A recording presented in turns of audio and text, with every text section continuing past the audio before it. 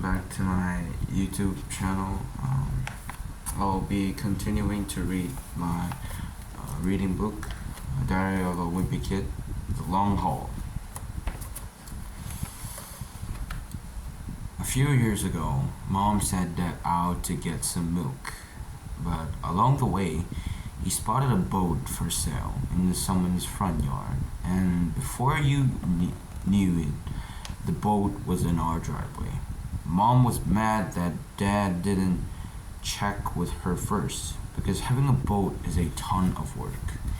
But Dad said it was always his dream to own a boat and that we could spend every weekend out on the water as a family. So Dad got to keep the boat, and he seemed really happy. But things went downhill fast. A few days later, some people from the Homeowners Association knocked on our doors. They said there were rules in our neighborhood against having a boat parked in front of your house, and told that he had to move it to the back. The boat sat in the backyard for the whole summer because Dad was too busy and didn't have time to use it. Then, in autumn, one of Dad's co-workers told him he'd have to winterize the boat to protect it from the cold weather. Dad found out it would cost more to winterize the boat than it cost him to buy it, so he decided he'd take his chances. And sure enough, 2 weeks later, when the temperature dropped below freezing, a big crack appeared in the hull. When it started to snow, Dad rolled the boat under the back deck and it sat there all winter.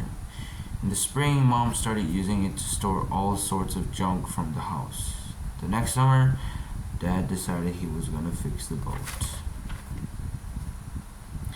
But when he went to pull it out from under the deck, he discovered a family of raccoons living in our old washing machine.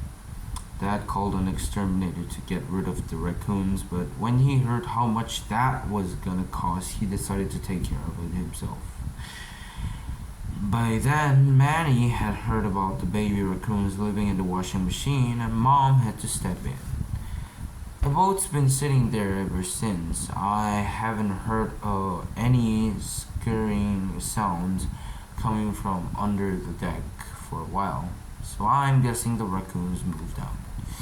Today, Mom told Dad he had the whole rest of the summer to get his boat out on the winter, and he pretty much gave up after that. Mom said we were gonna leave first thing in the morning, so we needed to start packing for the trip.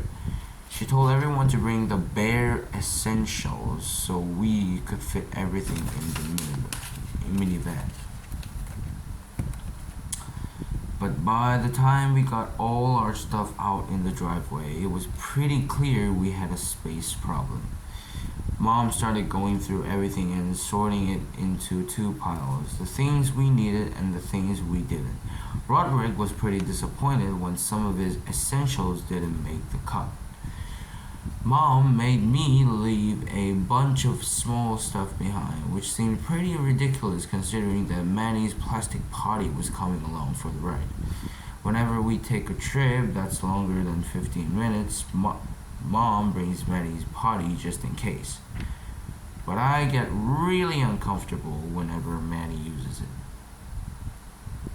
Mom wouldn't let me and Roderick take any electronics on the trip, even though they barely take up any space.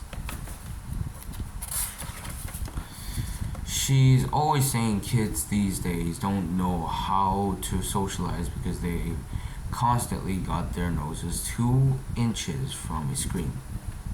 But I'll tell you this, when I have kids, I'm gonna let them play with whatever kind of gadget they want. If you ask me, electronics are the key to family happiness. Even after Mom went through every single item in the driveway and cut out all the things we didn't need, there was still way too much to fit in the van.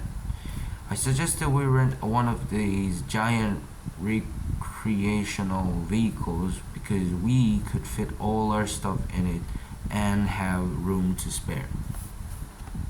himself